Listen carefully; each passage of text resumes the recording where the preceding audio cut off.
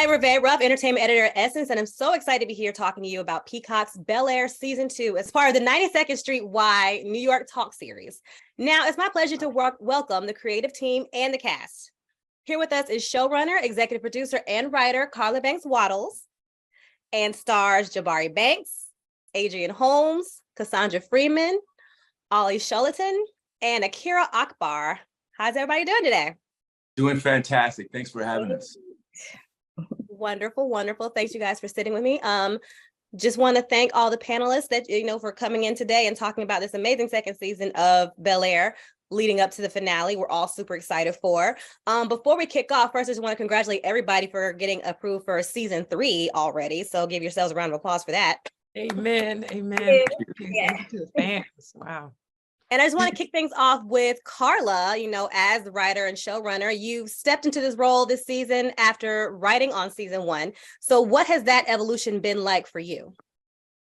Yes, thank you. I think, being on season 1, it's been a seamless transition. Being at the helm is like going from a passenger in the boat to now driving it.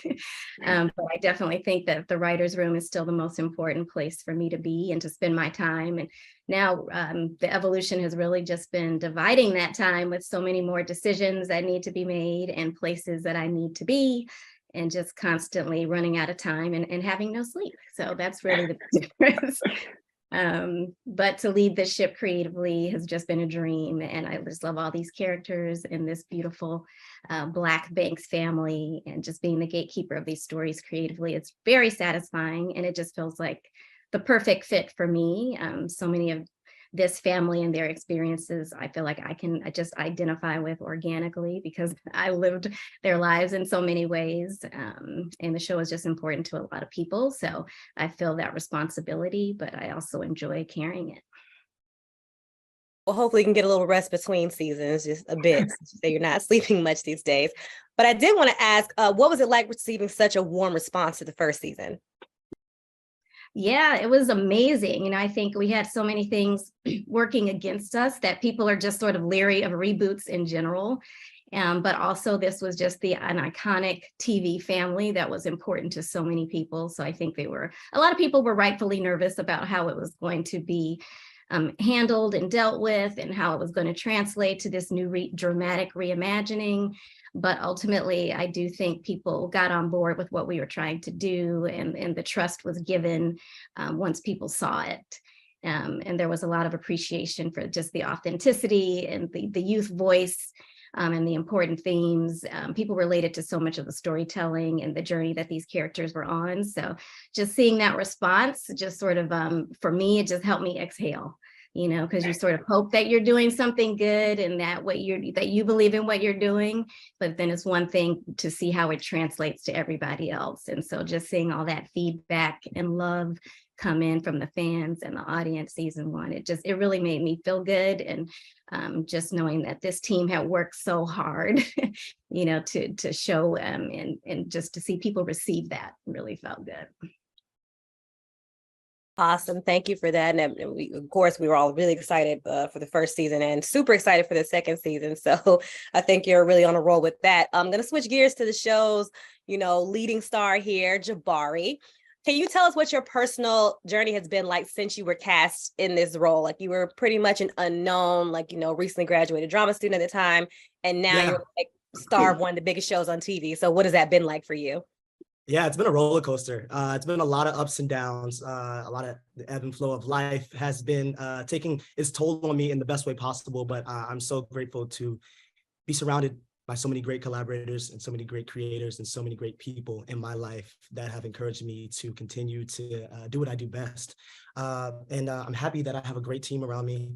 And I'm happy that I'm on a great show like this. And it encourages me to go beyond and to spread love wherever I go. I'm just grateful. That's it. God is making a way. That's it.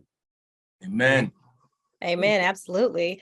Now, diving into the role a bit, Will has been kind of on a roller coaster ride since the end of season 1. I want to ask you, in your personal opinion, how has his relationship with the Banks family and the way that's changing and ebbing and flowing, how has that been a catalyst for kind of his transformation into manhood from, being a child? Yeah. I mean, he's figuring it out. He's figuring it out. And I say that this is like a true coming of age story. You know what I mean? And there's, like I said, there's a lot of ups and downs in my life and in Will's life as well. And he's figuring it out. He's looking for this father figure and someone to guide him and lead him. And I think in this season, he finds out that everything that he needs is inside him. And his mom gave him all the tools that he needed to conquer Bel-Air. And so we'll see that at the end of this season. No spoilers, but yeah, there's a lot of great things to come. And I think Will is going to find himself in the best way possible. Not only through family, but through basketball and through the relationships that he makes outside of his family as well. So, yeah. Awesome. Well said. Now switching gears to Olly, speaking of some of the things Jabari was touching on as far as his character, having this coming of age and having a lot of challenges to overcome personally, your character really delves into an issue that, has been for a while, but is becoming less taboo for the Black community, is like the struggling with anxiety. I did want to ask you why you feel like it's so important to show anxiety on screen, especially within the Black community, and the challenges of people who are experiencing that when you're in such a tumultuous time like high school. I think that as a community, as much as and I think more and more it is becoming okay to talk about anxiety and talk about mental health, but I think that something that we still are yet to figure out is actionable steps towards living with it. And I think that what's so beautiful about our show is you see these conversations between Carlton and Uncle Phil and Aunt Viv about Carlton's therapist and the medication that he's on. And it goes further than just talking about mental health issues and anxiety and substance abuse, but also just, the ways you can lean on your community to live with it. I remember growing up, I would often, whenever the subject of anxiety or depression or whatever was talked about, it was always this idea of, okay, well, how do you fix it? Right. Which is like, that's not how that works, and what I think has been beautiful about Carlton's journey throughout the last 2 seasons. And, what we're hopefully going to see as the series progresses is, he learns to deal with it and he learns to live with it. And hopefully, if one kid can watch our show and feel seen and feel recognized and validated, then I think we've done our job. So in what ways do you feel like this kind of is helping to remove like the stigma around seeking that help and seeking therapy and, talking about it and being open about it? How do you feel like this is addressing the stigma? I mean, like I said, Carlton's having real conversations with his parents about therapy, about his medication. And I think that art in a lot of ways can help inform and reflect real life. And so by showing these conversations, I hope it sort of sets an example for how parents can talk to their kids about how they're doing at school and how they're, dealing with the workload and school life balance and et cetera. I remember last year, this was after the season had just aired, I was just around LA at just this, Black Market Flea is what it's called. And I remember this family came up to me, and they were just like, yo, we love the show, da, da, da, da. And there was this little kid, it was this little boy, and he was kind of hanging out in the back and he was really shy. But, he came up to me at the end and he was like, you're the first Black boy that I've like seen cry on TV. And again, in that moment, I was like, this is why what we do matters. So I think that our show does break down that stigma of having big emotions and dealing with those emotions. And, and as Carlton learns how to deal with them in healthier ways, I hope that our audience does too. Awesome. Well said. And it seems like, it really is having that impact on people. It's opening up the conversation in ways that, it kind of hasn't been as open, at least through entertainment in recent years. Gonna switch gears to Adrian now. Bill has had a pretty tumultuous time himself since last season. For you, what is it like? What has it been like playing Phil as he steps out of his comfort zone more and more into like a kind of a foreign territory for somebody who's had it all together for so long? Yeah, it's very liberating to be able to, as we say, peel back the layers of the onion of these characters. And for Phil, we get to see more of who he is, more of the origin story of who he is growing up in Yamacraw, North Carolina. And so the first season, he had more of a definitive path. he was running for DA, and he knew what he was doing, and everything was organized and all planned out. And then Will showed up, and Will wasn't a part of the plan, you know, and you could kind of say it was a monkey wrench thrown into the whole project. But for Phil, family is everything. So Phil went above and beyond to pull some strings to make sure that Will was okay, because the stakes were really high and this was a life or death situation. So Phil knew that he had to take care of family first. The definition of success for Phil is family and making sure the family is good.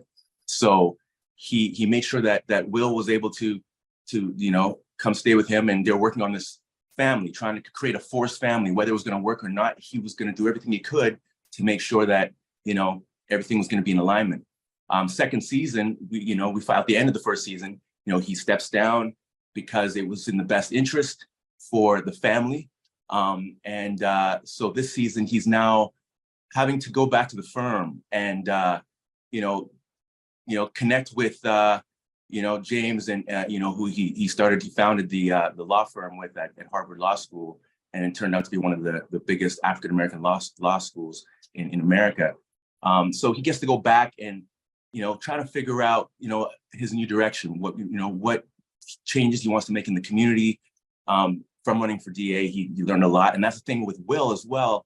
Will showed him more about himself because he could really identify with Will. Will helped Phil to connect with the people. When he was running, he got to really let his guard down. In episode 3, with the Yamakra, when he was doing the stepping and all that, that was all Will. He wouldn't have been doing all that stepping if it wasn't for Will going up on stage and forcing him to come out of his shell. And that really helped him, with his fraternity members. But yeah, this season is it's been liberating to just kind of, connect with James and the law firm, and just figuring out, okay, how are we gonna, put this back together, and because you got the family, you've got the kids, you got your wife. There's so many fires that you're trying to, put out and just keep in balance. And I think that the writing again has just been so amazing, and it's what I love about the show. As I was going to say, what Olly was talking about, it takes away the taboo of a lot of issues that we are afraid to talk about. It makes things okay for us to dive into mental health, and then sexual identity, just the relationships with your husband and wife, the conversations that a lot of people have. We go right into some very uncomfortable situations, uncomfortable conversations. And that's what I pride our show on, is just opening those doors and opening those conversations. Absolutely.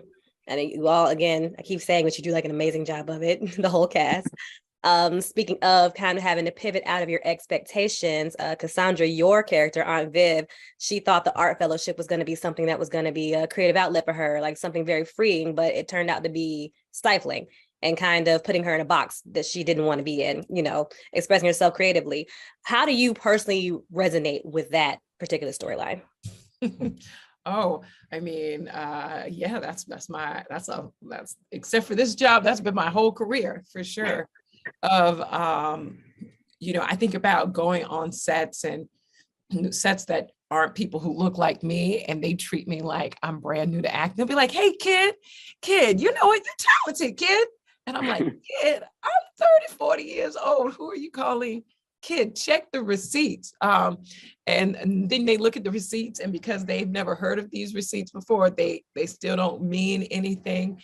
And I feel like being a Black woman in a privileged position is a lot of proving to people that you worked hard to have that position there, and you have the depth that's needed for that position. And also at the same time, you're trying not to come off as an angry, resentful person as you climb the ladder at the same time. So her storyline resonates a lot to me, of like trying to balance how to take a hold of this new torch that she's been handed, but still seem humble, but still include everyone. It's a precarious thing because men don't have to do all of that. Absolutely.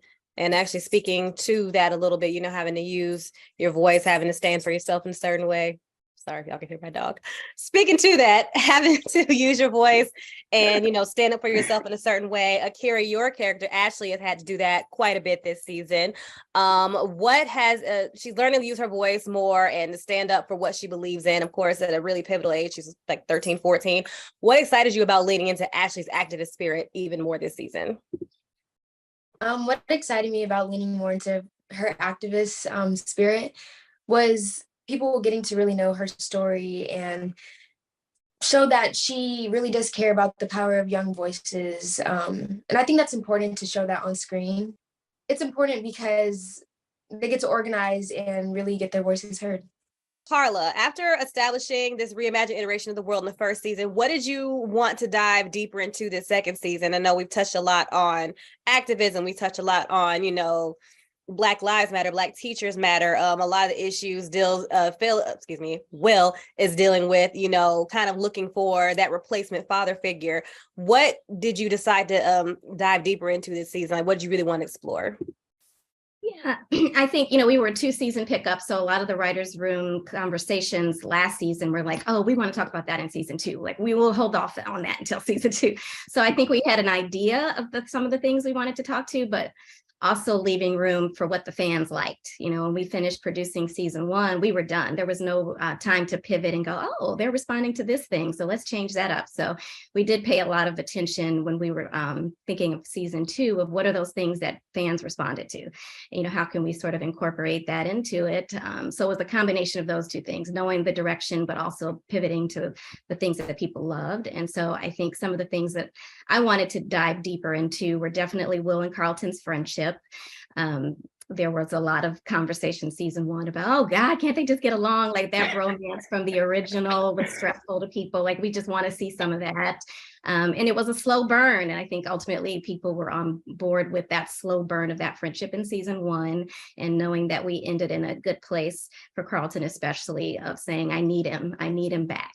And so knowing that we wanted to come back in second season and dive deeper into, wow, what does that look like now that Carlton and Will are trying to become friends, and that these two cousins are trying to form this relationship in a healthier way. So wanting to look at that, but also individually wanting to look at Carlton's journey with the BSU. We talked a little bit about it in season 1, in one scene with another Black student from Bel-Air, where she just said, you don't come to the BSU meetings.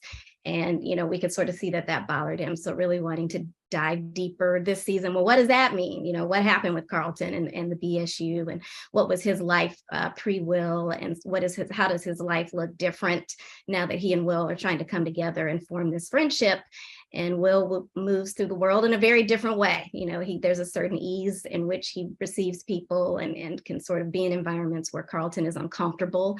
So knowing that Will is your wingman this season, how does that drag Carlton into things where he's just not ready for it?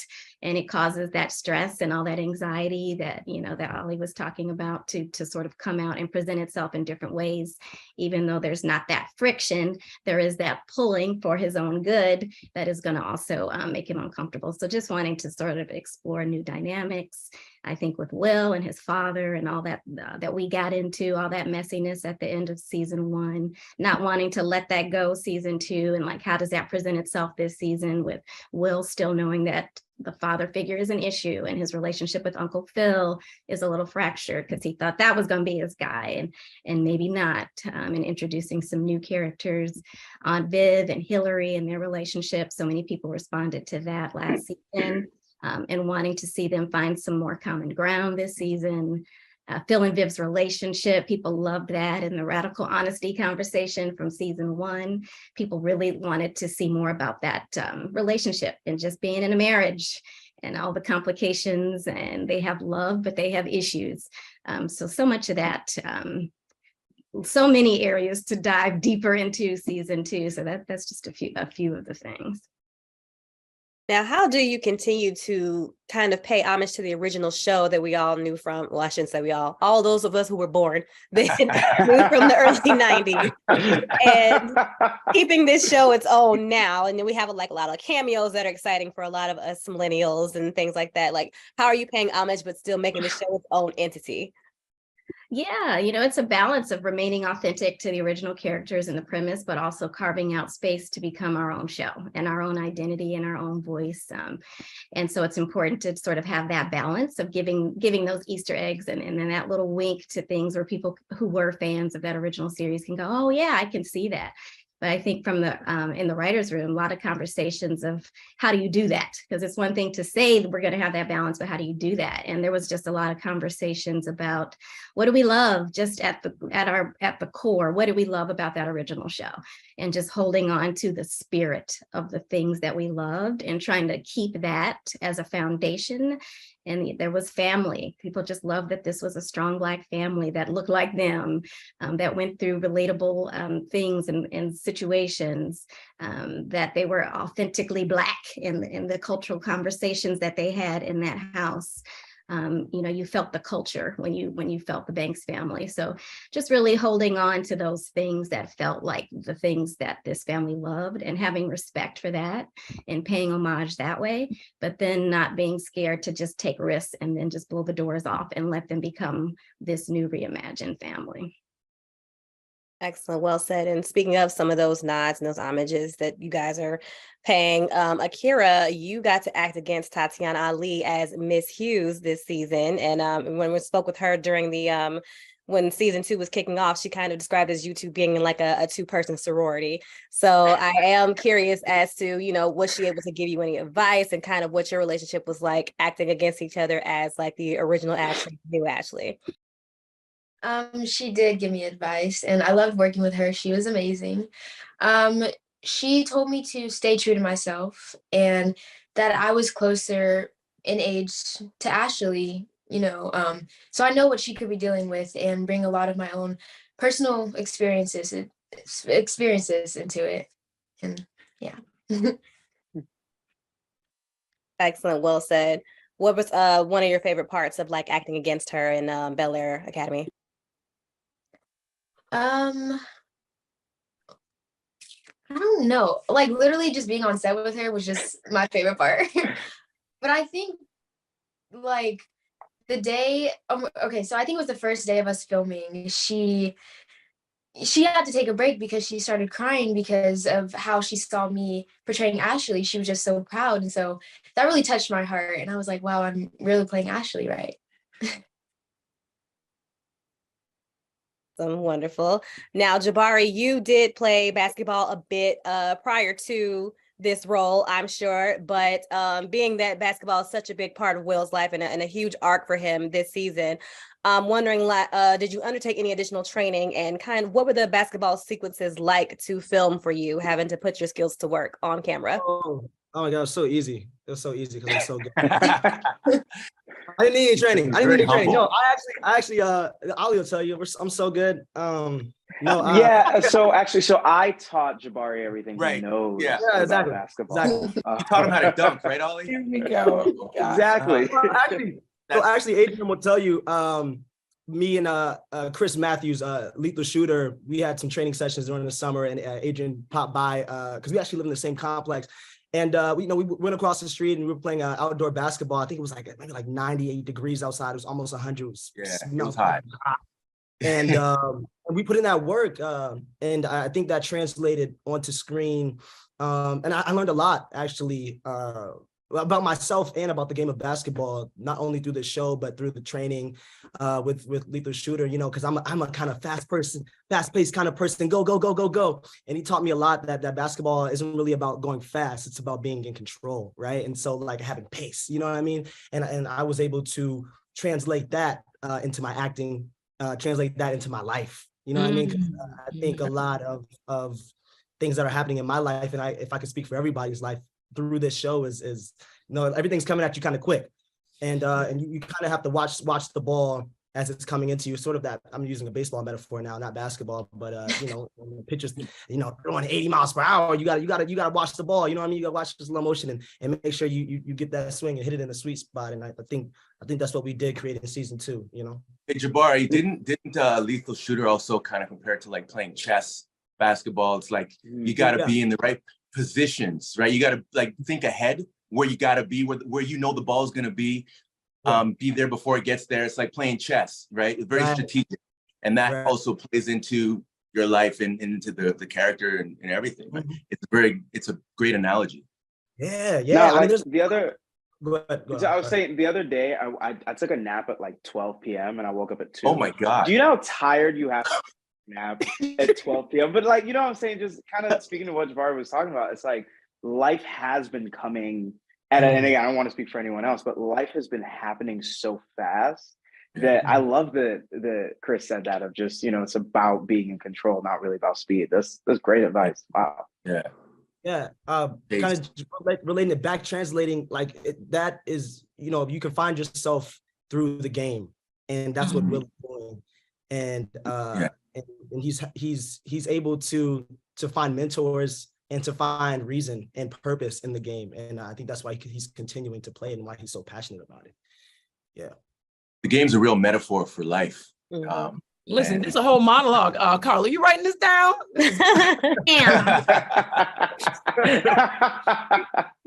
Thank you. This is great. I know. There you go. Good material for season 3. We love to see it.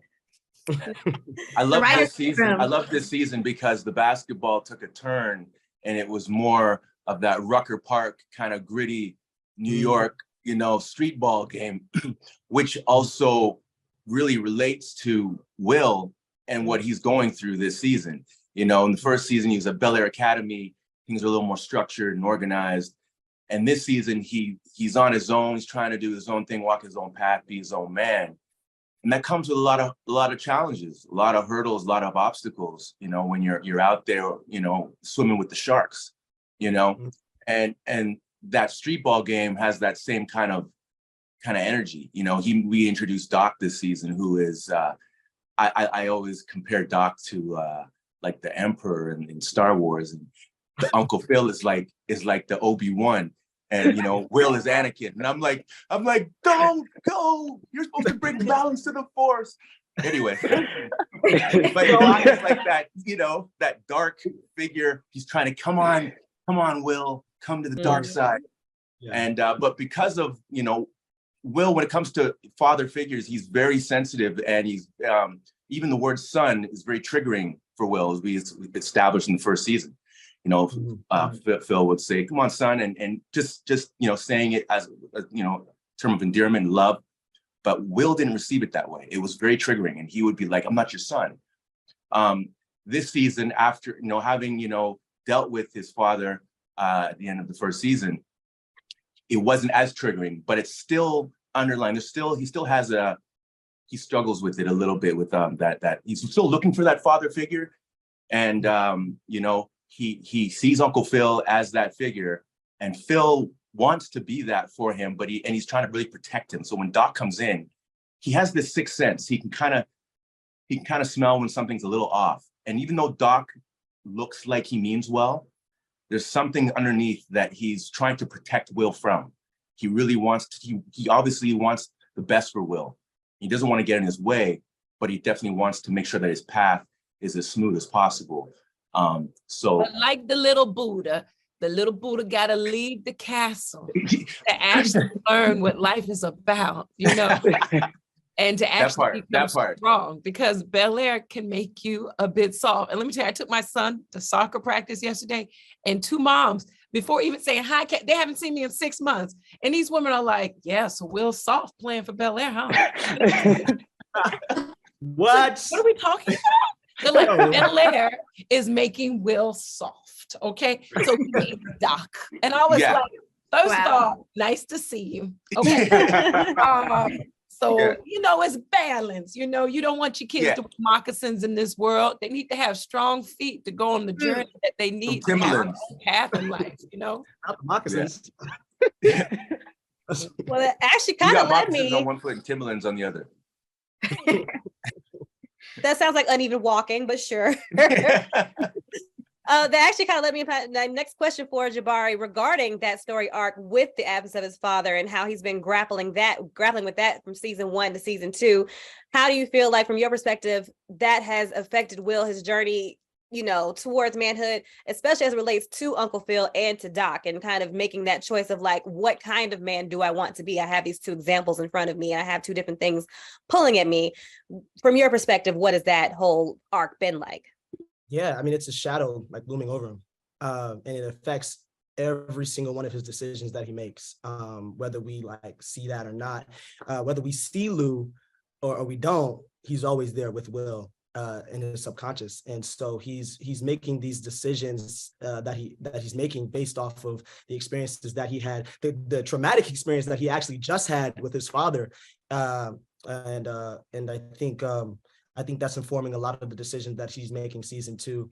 And you know, I've seen a lot on Twitter like, oh, Will is annoying me to see. Why is Will doing that? He's so defiant. Like he just can't get it together. He's trying to figure it out. And I think we have to take that into account. That's real life. Like, you know, these things that happen to us, you know, in an instant, right? That was like a 3-minute conversation. They can affect us for years.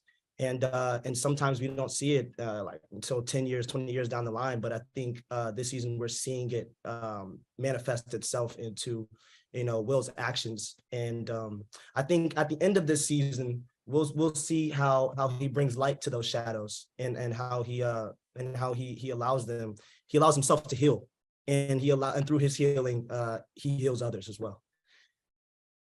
Awesome. Well said. And Olly, I'll pivot to you since you did teach Jabari everything he knows about basketball in this sense.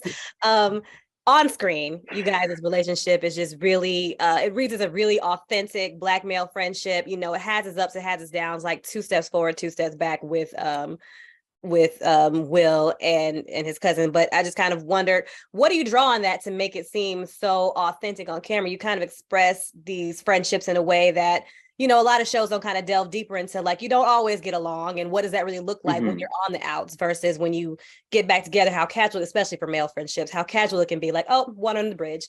What do you draw on to express that on screen? You know, I think Bari and I have been really fortunate in that we get along really well. You know, I remember the first time we met at the table read. And then, if I remember correctly, you were staying at a hotel at that point because Jabari hadn't moved to LA yet, and so he was staying at the hotel. And I was like, you know what? While you're staying here, I'll come pick you up. I'll drive you around for like 2 hours, show you places you can live, and then, you know, I'll drop you back. So I think I picked him up at 10 in the morning. I was supposed to drop him back at the hotel at 12 p.m. We hung out until 11 that night. You know what I mean? We just drove around LA, listening to the Kendrick and Baby Keem album. And I think that foundation of our friendship helps so much on screen. You know, I think having that, and in a way, right, even throughout season 1, when Carlton and Will were constantly at odds with each other, doing those really difficult, tough scenes with someone that you're so comfortable with, I think it allows a safety net to make really great choices on screen. You know, even when we're screaming at each other, even when we're, you know, even when we're fighting, you know, being that close to each other just really helps. And so when we finally get to season 2, when they're in lock and step and walking around Bel-Air Academy and bowling, you know, I think that bowling scene in episode 4 is some of the most fun we've ever had on set. I love that. Feels so nostalgic too. Yeah, exactly. You know, it feels like old school in Carlton, and you know, I would say that it's a testament to how just great of a scene partner Jabari is, and us having that friendship in real life. It helps. It makes it easy. And in real life, Olly, is Jabari the better bowler? The funny thing is, in real life, I can't bowl to save my life. What you say. Jabari's really good at bowling, actually. Yeah. No way. Yeah. He's actually really good at bowling. And don't get me wrong, I'm not terrible, but I ain't great. But you're a better basketball player, right? Yeah. Why is Adrian stirring the pot? I know. You know, it's great. It's great because you know, me and Olly will hang out outside of work, and people will come up to us and be like, "Oh, you guys like actually hang out? Like that's cool because you hate each other on screen." just piggybacking off of what Olly said, it's really great to be able to have a scene partner that you are comfortable with, so you're able to make those, you know, choices. You know what I mean? And yeah. And I love the splits, Olly. That was a nice Prince move in A that. moment. That was a nice Prince moment, bro. Thanks. I mean, Okay. I don't expect anything less from you, bro. I mean, come on, man. Thank you. Who knew? Who knew? Well, pivoting to Cassandra, speaking of the authentic relationships on screen, you and Adrian get to kind of explore a really authentic look at a long-term marriage and the ups and downs of that, and like how things can get kind of complicated and, but you're still loving, et cetera, et cetera. What's it been like to show, a more realistic view of what a committed, loving, long-term relationship would look like on screen, especially between a Black couple? We're so lucky, Adrian and I, because we've known each other for a long time before this. And we worked on 2 other projects. And we always like to say the project, we did like The Real MVP, the Kevin Durant story, where he played like Kevin Durant's coach in that. And we were supposed to have like a love thing, like some type of chemistry, and it never happened. And then we ended up doing a Malcolm D. Lee pilot where I come on and what's her name? Nicole Ari Parker was his wife. And I come on as the mistress. And the first day on set, I was like, why am I the mistress? I'm the wife. Look at us. We look great together. Exactly. And Carla was the showrunner for that show. So when we came together on this, we were just like, so comfortable. It was never like, when directors come on and be like, so y'all, this next scene, you got to have like this good. We're like, it's so simple. It was a long time coming for us to work together like that. And when we had, they have a chemistry read on Zoom for actors, when you get close to, finished casting. The chemistry read for us, I mean, it was just us just feeling so comfortable and just, we were just, they could tell. They were like, okay, they're very comfortable. They know each other. There are people right there. And it was just so fun because, I mean, the magnitude and the weight of this show isn't lost on us. We know that this is such an important story and a franchise. And so we just wanted to be of service and really, show up. We've both been in this business for a very long time, but we've never been a part of something like this, and the fact that we have chemistry and we have history on top of it is just icing on the cake, because we have long conversations about like what we're doing, why we're doing it, what it will mean when people see it, how can we, like, we're very intentional about the vibration that we send out into the world and about what we hope we represent for people. Yeah. It's been a blessing. Really, it's been so much fun. Now, speaking of, you guys have that chemistry with each other. You've known each other for a long time, but Adrian, I'll direct this one to you specifically. You had a lot of scenes with a lot of dynamic guest stars this season. So what has that been like for you? Like, what has been one of your favorite scenes? And what do you feel like a lot of these vignettes have revealed about Phil and who he is as a man? Yeah, who he is as a man. So. Well, Phil is very, protective. He protects his he's like a lion, he protect the cubs and the family, and that's his, he'll roar if he has to, but he's the strong, silent type. I love the scene with Michael Ealy in the first season when he and Viv, they were away. Viv's art, she's her art. Help me here. When we're in my art studio? No, not in the art studio. When you were away in Santa Monica. Oh, right. I skip away. Yeah. Yeah, and then I showed up. He was like, he had the champagne and everything, and he was like trying to, do his all, smooth Michael talking, thing. And I showed up out of the blue, like, how you doing? Everybody love how you show up not angry. You're like, my presence is enough. Yeah. But that's Phil. He's like, this is my lioness that you're sitting with. That's my lioness, not yours. Don't even get it twisted. I'm coming to claim mine. So that was a great moment. And then, moving to this season, I mean, obviously there's so many in the first season, even Marlon Wayans, coming in. That was great to work with him.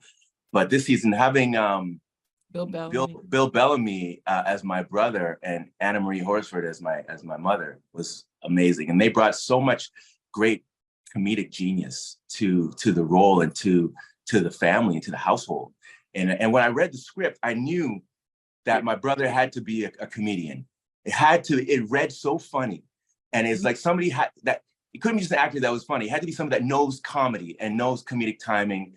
And Bill, he did not disappoint in any way. He was just so, I mean, like I said, even there was so much bloopers going. Like, I mean, we were laughing. Oh my so God, hard. I so want to see the blue.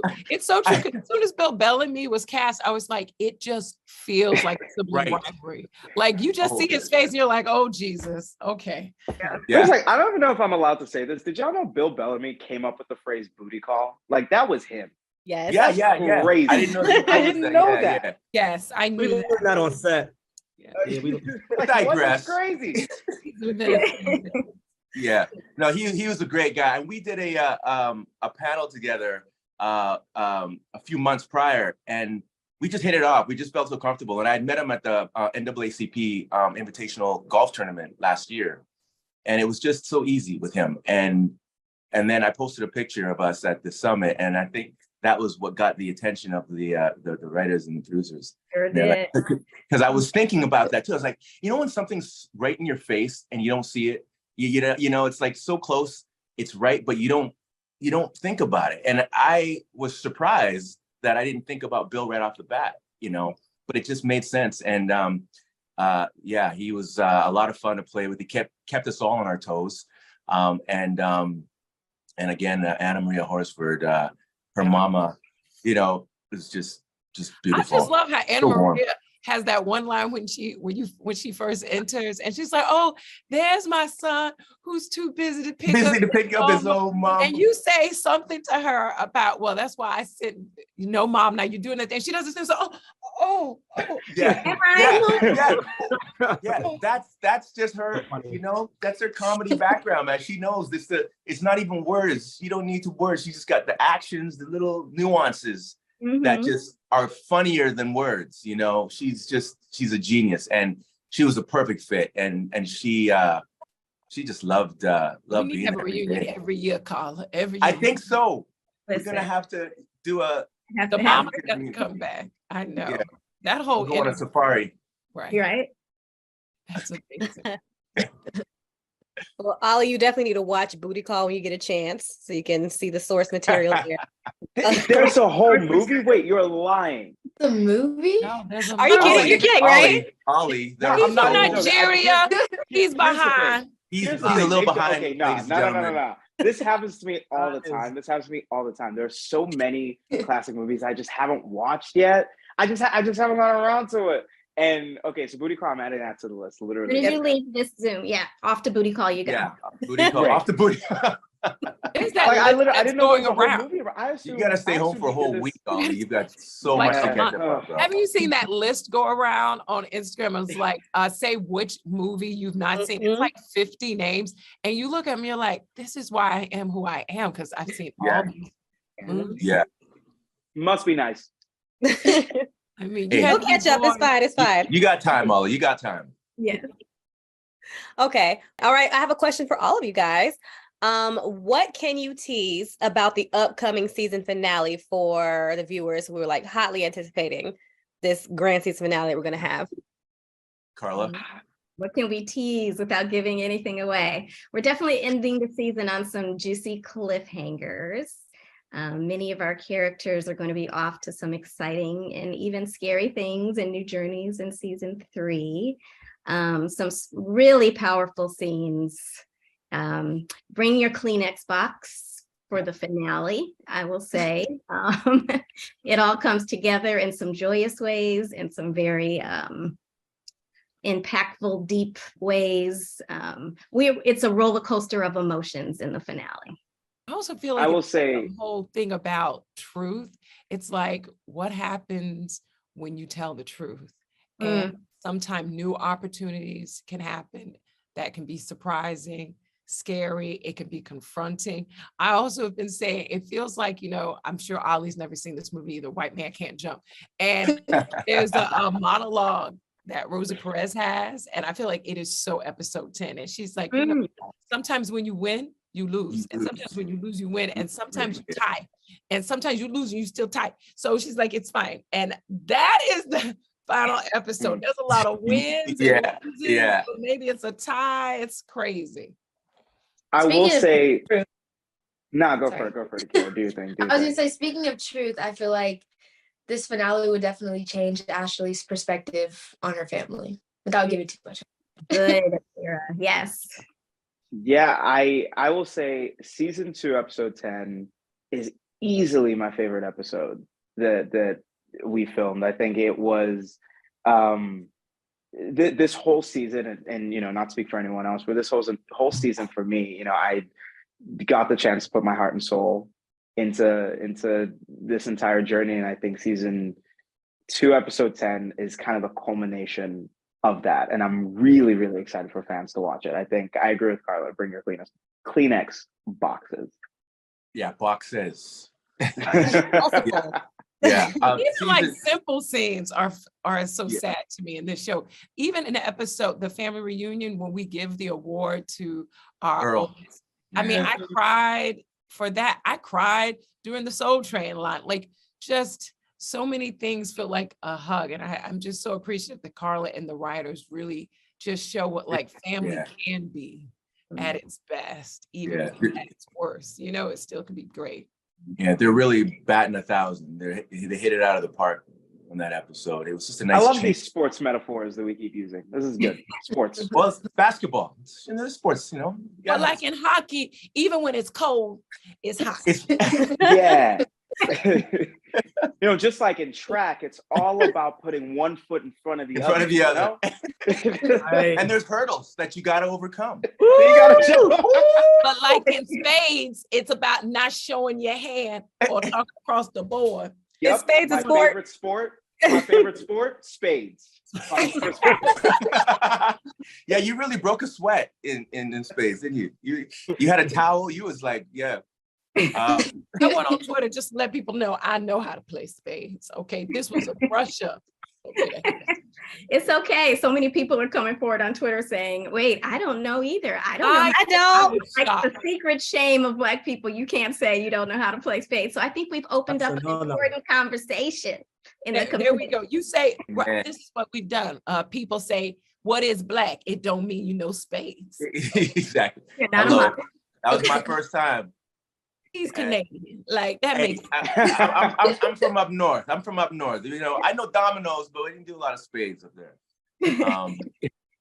But for me, this second season, episode 10 was it really shook the foundation of Phil. You know, he really you know, we show a lot of vulnerability throughout this show, and Phil is now that's something that he does a lot of, is just opens up and shows his heart. But you're gonna see that he gets really, really rocked, and it's just beautiful to explore this journey that Phil has gotten to go through as an actor.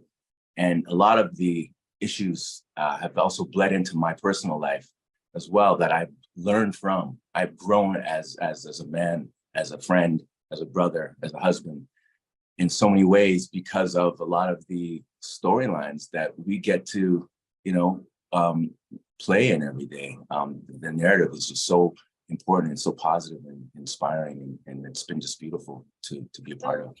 I think about how Aunt Viv has advice for everyone, but she doesn't actually use her own advice in her own life, because she sees herself as a tool to help unlock other people's issues, but not necessarily her own. And I just love the moment that they carved out. Well, Hillary says, "Mom, now you do exactly what you just told what me." You said.